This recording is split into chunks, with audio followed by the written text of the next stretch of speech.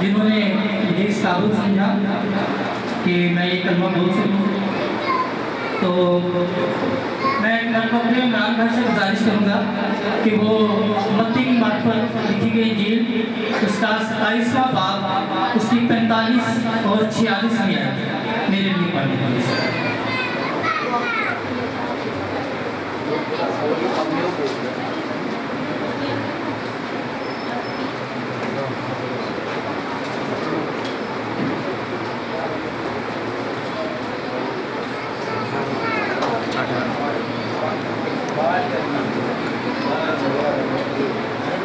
آئیں خدا کی کلام مقدس میں سے دیکھیں گے متی رسول کی معرفت لکھی گئی انجیل اس کا 27واں باب اور اس کی 46ویں آیت 46 آیت سے۔ اور تیسرے پہر کے قریب یسوع نے بڑی آواز سے چلا کر کہا، ایلی ایلی لما شبقتنی، یعنی اے میرے خدا تو نے مجھے کیوں چھوڑ دیا۔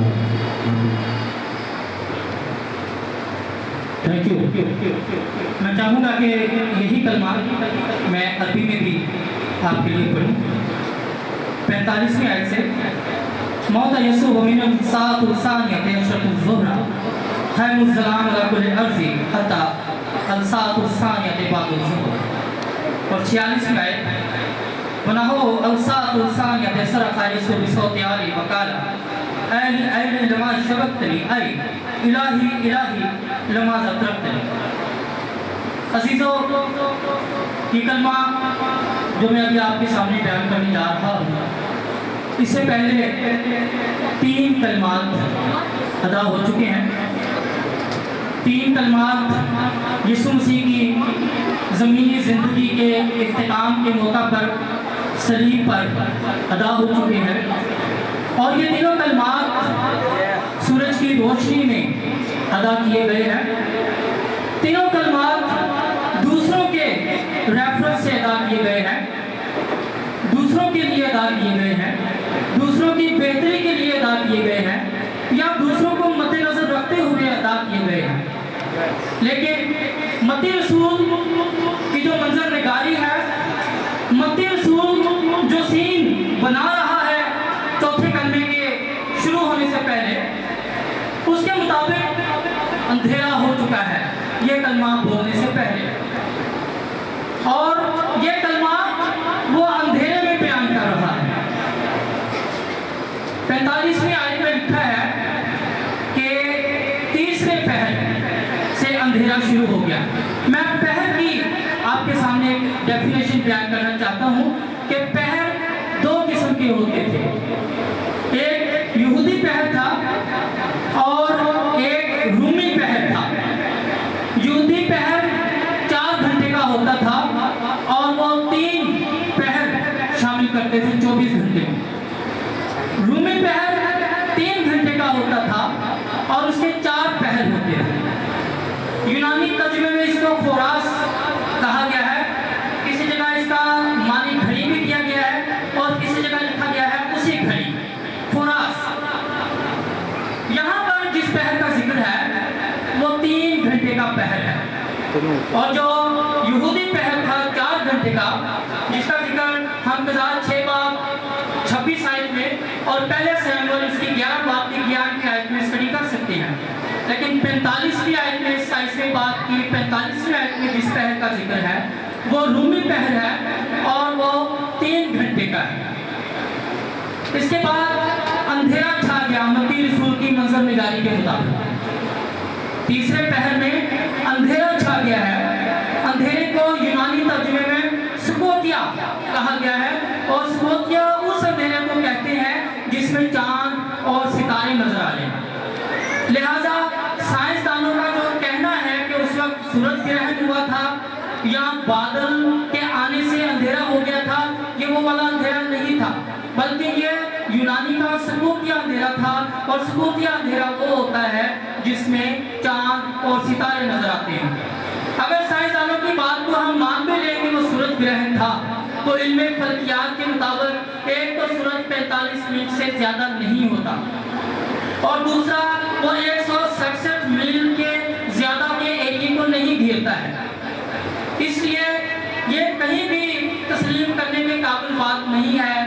वो बादलों की वजह से अंधेरा था या सूरज ग्रहण की वजह से अंधेरा था। इसके कई तारीखी सबूत भी मौजूद हैं कि उस वक्त मिस्र में भी अंधेरा था, उस वक्त इसराइल में भी अंधेरा था, फिलिस्तीन में भी अंधेरा था। लेकिन यहाँ पर सिर्फ उर्दू तर्जुमे में मुल्क लिखा गया है। यूनानी जुबान का अगर हम जो इसका ओरिजिनल टेक्स्ट है उसको हम मुताला करें तो वहाँ पे लिखा है एपी पासाम ने गेन कि तमाम ज़मीन पर अंधेरा छाया रहा। अरबी तर्जुमे में हम पढ़ते हैं खैरुल अला कुल्ली अर्ज़ी हत्ता सालियतुल सालिसते। अगर हम फारसी तर्जुमा करें तो तारीख की तमाम ज़मीन रात का गिरी।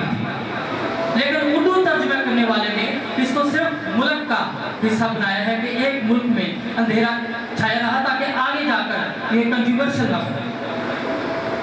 ये अंधेरा फौकल फितरत अंधेरा नहीं था, बल्कि ये एक मातम था कायनात का यीशु मसीह के लिए।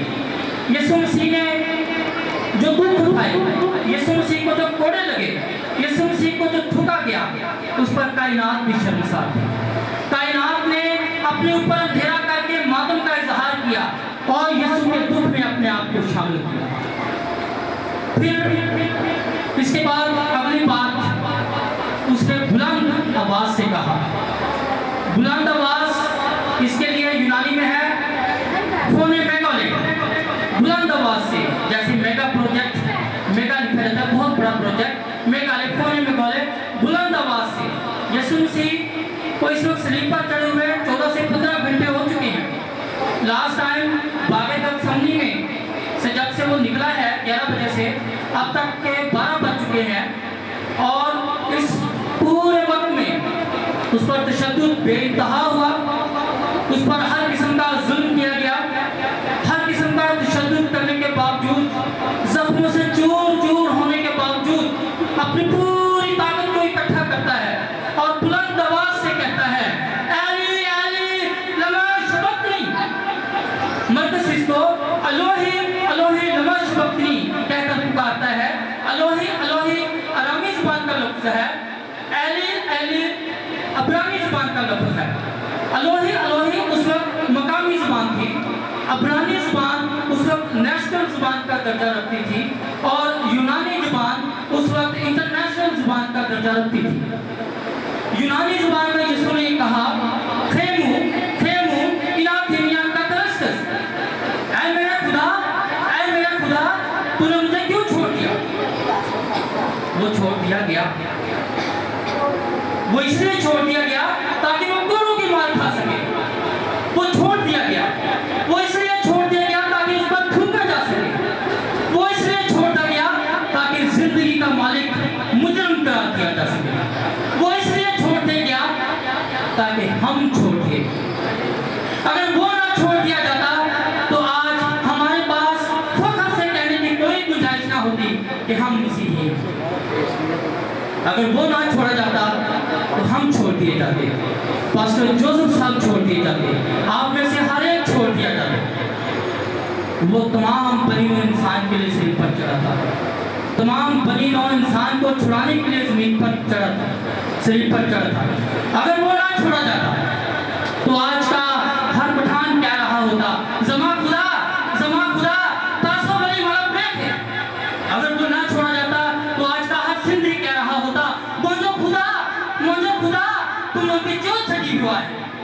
अगर वो ना छोड़ा जाता तो आज का हर यरूशलेम का बाशिंदा कह रहा होता अलोही अलोही लमा शबक्तनी। अगर वो ना छोड़ा जाता तो आज इस्राएल का हर बाशिंदा कह रहा होता एली एली लमा शबक्तनी। अगर वो ना छोड़ा जाता तो होलम का योग कह रहा होता main God were house which Barlas. अगर वो ना छोड़ा जाता तो आज अफ्रीका कह रहा होता मुंगू वांगू बनाओ मिनी आचा। अगर वो ना छोड़ा जाता तो आज हर अंग्रेज कह रहा होता oh my God why have you forsaken to me. वो छोड़ दिया गया ताकि हम सब छोड़ दिए जाएं और आज फख्र से कह सकें कि हम मसीही हैं। मसीह ने हमारे लिए कफ़ारा अदा किया। जब उसने ये कहा कि एली नमाज शबक्तनी तो इस बात पर रिएक्शन आया क्योंकि उसने बड़े बुलंद आवाज से कहा था है, उसके सुनने वाले कई लोग होते हैं। लिहाजा 3 किस्म के लोगों ने उसकी इस पुकार को, इस फरियाद को सुना। पहले थे यहूदी, जिनकी अपनी जुबान अब्रानी जुबान थी, लेकिन उन्होंने यीशु मसीह की इस बात को सही रंग नहीं दिया और वो समझे कि एलिया को पुकारता है। और दूसरे थे रूमी लोग। रूमी लोग सूरज की प्रशिश करते थे और उनके सूरज के देवता का नाम था इलियोस। जब उसने एली एली पुकारा तो रूमी लोग समझे कि ये हमारे देवता को बुला रहा है, इलियास को बुला रहा है। उनके दिल में हमदर्दी जागी। फौरन एक सिपाही भागा और सिपंज में सिरका डुबोकर उसके मुंह को लगाया ताकि इसकी जो फरियाद है, जो इसकी तकलीफ है, वो कम हो सके। और वो समझे कि ये हमारे देवता को बुला रहा है। इसके जख्म ठंडे पड़ चुके हैं, अंधेरा हो चुका है, सूरज की तपिश में इसके जख्म गर्म थे, अब ये जख्म ठंडे हो चुके हैं। तो अब ये सूरज देवता को बुला रहा है कि ऐ इलियास, अब अपना मुखड़ा दिखा, अब निकल, ताकि मेरे जख्म गर्म हो और मैं सुकून पाऊं। एक तीसरा तबका था जो यीशु के अपने साथी थे, जो यीशु के हमदर्द लोग थे, जो यीशु की बात को मनोवन कबूल करने वाले थे। उन्होंने यीशु मसीह की बात को मनोवन वही समझा जो यीशु मसीह सलीब पर अदा कर रहा था। आज हमारे लिए ये सबक है कि हम यीशु मसीह की फरियाद को, यीशु मसीह की इस इल्तिजा को क्या रंग देते हैं। क्या हम यीशु मसीह की तरह मुश्किल में होश में रहते हैं? यीशु मसीह ने इस अज़ियत की घड़ी में, इस मुश्किल घड़ी में भी खुदा के कलाम को नजरअंदाज नहीं किया, खुदा के कलाम को नहीं भूला, क्योंकि वो मज़हबन यहूदी था और यहूदी लोग मुश्किल वक्त में ज़बूर 22 की तिलावत किया करते थे। ज़बूर 22 की पहले अल्फाज ये है कि ऐ मेरे खुदा, तूने मुझे क्यों छोड़ दिया।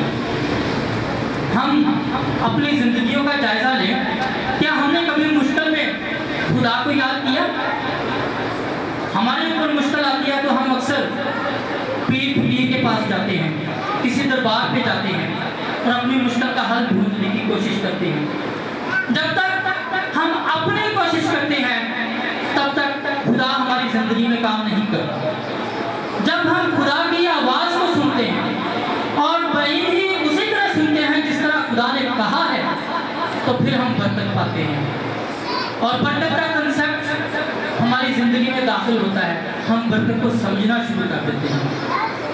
खुदावंद अपने कलाम को पढ़ने, सुने और समझे जाने पर बरकत दे। आमीन।